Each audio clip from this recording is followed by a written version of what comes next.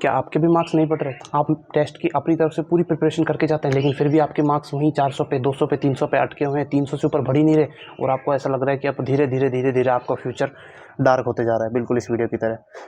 तो चिंता मत करो, मैं आ चुका हूँ और मेरे आते ही वीडियो भी ब्राइट हो गई और आपका फ्यूचर भी होने वाला है। इस वीडियो को एंड तक जरूर देखना, क्योंकि इस वीडियो में आपको ऐसी इंपॉर्टेंट टिप्स बताने वाला हूँ जिससे आपके मार्क्स जो है वो पक्का बूस्ट होने वाले हैं। जो टिप्स मैं आपको इस वीडियो में देने वाला हूँ, उन सभी टिप्स को बस आपको बाय हार्ट कर लेना है और उनको अच्छे से फॉलो करना है। आपको अपने टेस्ट में जरूर ग्रोथ दिखेगी। आप उनको लंबे टाइम तक धीरे धीरे इस्तेमाल करते रहेंगे तो आपके लास्ट में बहुत अच्छे रिजल्ट्स आएंगे। तो बिना टाइम वेस्ट किए अपन वीडियो को स्टार्ट करते हैं, और मैं आप सभी लोगों का स्वागत करता हूँ आशीष MBBS यूट्यूब चैनल में। तो चलिए आज की वीडियो को स्टार्ट करते हैं।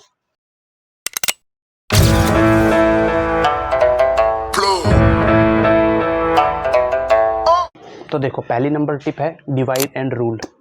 तो जैसे कि तुम्हें नाम से पता चल रहा है, डिवाइड एंड रूल, ठीक है। तो जैसा ब्रिटिशर्स ने किया था ऐसा ही हम हमारे सिलेबस के ऊपर करेंगे और उसको तोड़ के उसके ऊपर राज करेंगे। ये भी एक बहुत ही अच्छी स्ट्रेटजी है जो मैंने भी अपने टाइम पे इस्तेमाल की थी।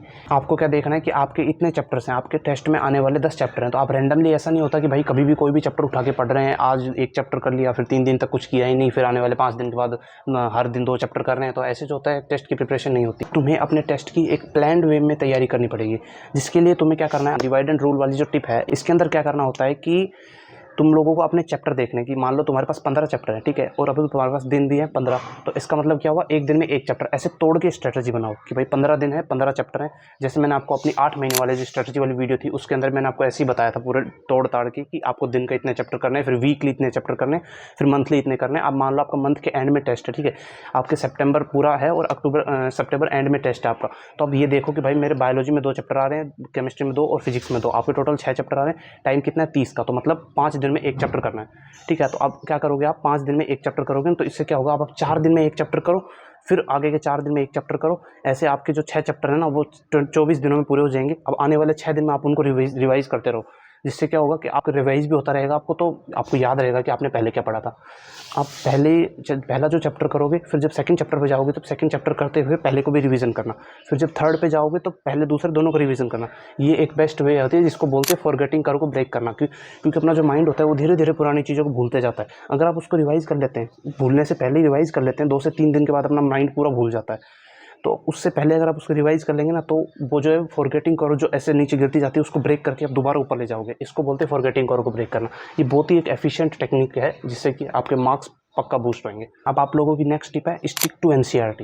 अब देखो, ये बहुत ही ज़रूरी चीज़ है, क्योंकि जो बच्चे होते हैं वो जो कोचिंग में जाएंगे, जैसे PW में कोचिंग जाए, अगर किसी भी कोचिंग में जाओगे तो उसमें मॉड्यूल मिलती है, लेकिन कोचिंग की जो मॉड्यूल होती है 99% कोचिंग ऐसी हैं जिनके अंदर मॉड्यूल में NCERT से लगभग दुगना लिखा हुआ है। मेरी वाली कोचिंग में भी NCERT से बहुत ज़्यादा फालतू की बातें लिखी हुई थी, NCERT से बाहर की बहुत ज़्यादा चीज़ें थी।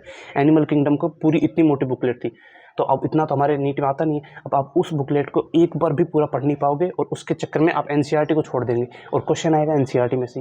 नीट में काफ़ी सारे ऐसे क्वेश्चन आते हैं जो NCERT की लाइनों के बीच में से निकल के आते हैं, तो वो क्वेश्चन करने के लिए आपको NCERT को बार बार पढ़ना पड़ेगा। कम से कम नीट से पहले आपको NCERT को 20 से 25 बार पढ़ना होगा अच्छे से, जब जाके आप नीट में 360 आउट ऑफ 360 के बारे में सोच सकते हैं। तो अब उसके लिए आपको क्या करना है, अपने टेस्ट के लिए NCERT को स्टिक रहना है कि भाई बायोलॉजी करनी है तो बायोलॉजी के लिए NCERT, इनऑर्गेनिक केमिस्ट्री के लिए NCERT, ऑर्गेनिक के लिए, फिजिकल के लिए आप NCERT की बैक एक्सरसाइज और इंटैक्ट सॉल्यूशन कर सकते हैं, और फिजिक्स के लिए आप NCERT की जो बैक एक्सरसाइज है उसको सोल्व कर सकते हैं। बाकी बायोलॉजी और इनऑर्गेनिक, ऑर्गेनिक केमिस्ट्री की तो आपको NCERT थोरोली रीड करनी है। बायो के तो सब करते ही हैं, तो बायो के लिए आपको क्या करना है, NCERT को पढ़ते हुए हाईलाइट कर देना है। अब देखो, हाईलाइट का मतलब ये नहीं कि पूरी बुक को रंगीन कर दिया, ऐसा नहीं करना। मैंने भी की थी शुरुआत की, जो मैंने 8वां चैप्टर सबसे पहले पढ़ा था सेल, तो वो पूरा चैप्टर हाईलाइटेड है, तो वो कोई काम का नहीं रहा, क्योंकि एक पेज में पूरी लाइन हाईलाइटेड है, एक लाइन हाईलाइटेड नहीं है, तो ऐसा लगता है कि वो जो लाइन हाईलाइटेड नहीं है वो सबसे इंपॉर्टेंट है। तो ऐसा आप लोगों को नहीं करना है। देखो, सबसे पहले आपको पूरा पेज देखना है, उस पेज में आपको साइंटिस्ट के नाम जो इंपॉर्टेंट है, जैसे कि रॉबर्ट हुक है तो उसने फर्स्ट टाइम डिस्कवर किया था सेल को, तो उसको हाईलाइट कर दिया। फिर उसकी कोई उसके बारे में कोई बात हो तो उसको हाईलाइट कर दिया। ऐसी मेन पॉइंट्स जो सिर्फ एक पेज में 4-5 मेन पॉइंट होते हैं, उनको सिर्फ थोड़ा हाईलाइट करना है, या फिर अंडरलाइन कर दो अगर हाईलाइटर नहीं है तो, कोई भी कर दोगे उससे चलेगा। अब वो काम आगे काम आएगा, मैं बताऊंगा कब काम आएगा। अब नेक्स्ट टिप है NCERT पढ़ने से रिलेटेड। अब आपने एक बार NCERT को रीड तो कर लिया, अब सिर्फ रीड करने से नहीं होगा, क्योंकि अब कंपटीशन बहुत ऊपर हो चुका है। तो मैं क्या करता था कि NCERT की चीज़ें याद रखने के लिए, अब जैसे फर्स्ट चैप्टर लिविंग किंगडम, तो उसमें बाकी सब तो याद हो जाता है, लेकिन वो टेबल याद नहीं होती, तो उस टेबल को आपको बाद में रफ कॉपिंग बनाना है खुद से। कहीं पे पोटैटो का साइंटिफिक नेम दिया हुआ है, कहीं पे टोमेटो का दिया हुआ है, फिर नीचे एनिमल्स में कहीं पे टाइगर का दिया हुआ है, कहीं पे कुछ दिया हुआ है, तो उन सभी को आपको एक फ्लो चार्ट बना लेना है कि सबसे ऊपर ये, उसके नीचे इसके अंदर ये आता है, इस जनरा में ये आता है, इस स्पेसिस में, फैमिली में ये आता है, इसकी क्लास में ये आता है, वो सब करके आपको एक फ्लो चार्ट के माध्यम से रिवाइज करना है। क्योंकि अपना जो ब्रेन होता है वो टेक्स्ट को पहले इमेज में कन्वर्ट करता है और फिर वो इमेज याद रखता है। लेकिन अगर आप ये प्रोसेस कम करने देंगे तो आपको मतलब एफिशिएंट हो जाएगी, आपकी लर्निंग जो होगी वो एफिशिएंट हो जाएगी। तो आपको क्या करना है, पहले ही इमेज बना लेनी है और फिर उस इमेज को याद करना है। तो इमेज को याद करना काफ़ी आसान भी होगा, काफ़ी ज़्यादा दिनों तक भी याद रहेगा वो आपको, तो आपको हेल्प करेगा। तो अभी तक क्या अपन ने पढ़ा कि सबसे पहले आपको डिवाइड एंड रूल स्ट्रेटजी से पढ़ाई करनी है, उसके बाद एनसीईआरटी पे स्टिक रहे, फ्लो चार्ट और डायग्राम के थ्रू आपको पढ़ाई करनी। अब देखो, जब आप क्वेश्चन प्रैक्टिस करोगे ना तो बहुत सारे बच्चे गलती क्या करते हैं कि बस रैंडमली क्वेश्चन प्रैक्टिस किया कि जैसे फर्स्ट क्वेश्चन है, देखा इसमें क्या है तो पीछे आंसर देख लिया, हाँ ये है, थर्ड सेकंड में देखा, हाँ ये सही है, अरे ये गलत हो गया, ठीक है। ऐसे नहीं करना, आपको एक ओमार शीट लानी, 10-15 रुपये की आएगी, इतनी मोटी आती है, उसमें 100 ओमार शीट आती है, मैंने भी लाया था। एक पतली सी बुक ले आओ, कोई स्टैंडर्ड बुक, मोटी ओमार की जरूरत नहीं है, 15-20 रुपये की आपको स्टेशनरी की दुकान पर मिल जाएगी, जिसमें कम से कम 100-200 ओमार मिल जाएंगे। ऐसी आप 2-3 बुक ले आओ और फिर उसमें 3 बुक ले आओ अलग अलग फिजिक्स, केमिस्ट्री, बायोलॉजी के लिए। अब फिर उसके बाद आप सामने घड़ी रखो, उसमें टाइमर चलाओ कि इतने से बजे से इतने बजे तक 1 मिनट में 2 सवाल बायोलॉजी का, 1 मिनट में 1 सवाल फिजिक्स का और केमिस्ट्री का। आपको इस तरीके से करना है, तब जाके आप नीट में टाइम पे कर सकते हो सर, क्योंकि अभी टाइम को बहुत कम बचा है मेरे पास, तो टाइम के साथ क्वेश्चन प्रैक्टिस करना जरूरी है। तो आप लोगों को क्या करना है कि टाइमर लगा देना है, आप लोगों को अपनी क्वेश्चन प्रैक्टिस करनी है। अब देखो, अब ओमार में भरोगे तो इसका एक और फायदा है कि आपको ओमार की प्रैक्टिस हो जाएगी, क्योंकि आपने सब कुछ पढ़ के चले गए, सब कुछ रिवाइज भी कर लिया, फ्लो चार्ट भी बना लिया, पूरी 2 साल की मेहनत कर दी। उसके बाद लास्ट में होता क्या है, बच्चे क्या होते हैं, ओमार में गलत कराते हैं, तो उससे फिर कोई फायदा नहीं रहता, क्योंकि आपने पढ़ा भी था लेकिन ओमार में गलत करे तो फायदा क्या, जिस बच्चे ने नहीं पढ़ा वो और आप बराबर हो गए, फिर फायदा क्या होगा, एक सवाल और एक ऊपर नीचे हो जाता है, 4 ओमार में सारे गलत हो जाते हैं।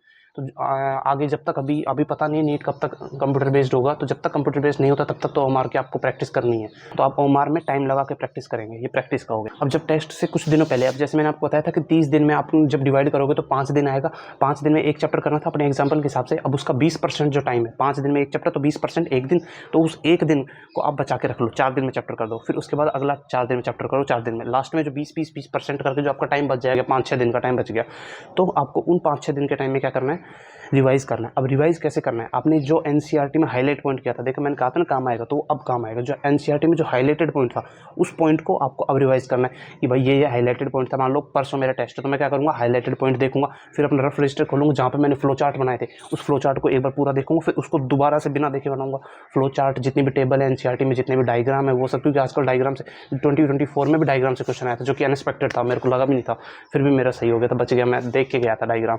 ऐसे मैंने भी प्रैक्टिस की थी। तो फ्लो चार्ट से, डायग्राम से आप लोगों को वो सब रिवाइज कर लेना। हाईलाइटेड एनसीईआरटी है जो, उसको रिवाइज कर लेना है। अब आप ये सब रिवाइज हो गया। अब जिस दिन टेस्ट है उस दिन आपको कोई पढ़ाई नहीं करनी है। जिस दिन टेस्ट है, मान लो कि आपका दोपहर में टेस्ट है, तो उस दिन सुबह आपको दूसरा चैप्टर को कुछ और रिवाइज कर लो, कुछ और पढ़ाई कर लो, लेकिन उस टेस्ट का आपको कुछ नहीं पढ़ना है। आपको सिर्फ काम रहना है कि भाई मैं अपनी मेहनत की, आपको अपनी मेहनत के ऊपर विश्वास रखना है कि मेरे इस टेस्ट में पक्का अच्छे नंबर आएंगे। क्योंकि होता क्या है, जो लास्ट टाइम पे हम पढ़ते हैं ना, उसके चक्कर में पीछे का भूल जाते हैं।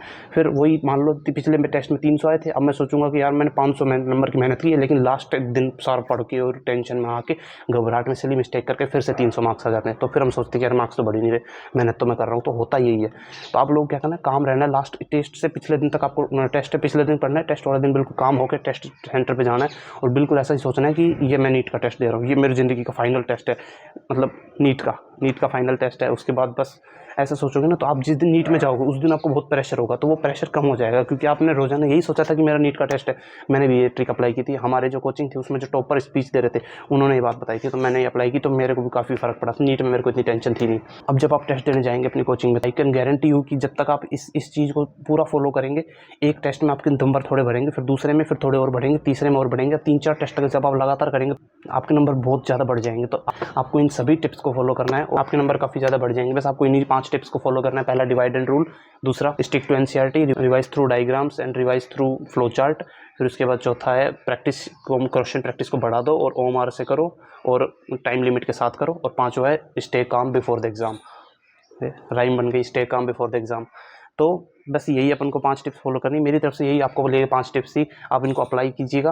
और अगर आपके मार्क्स बढ़ते हैं तो कमेंट सेक्शन में आके आप बता सकते हैं कि हाँ भैया मेरे मार्क्स बढ़ गए।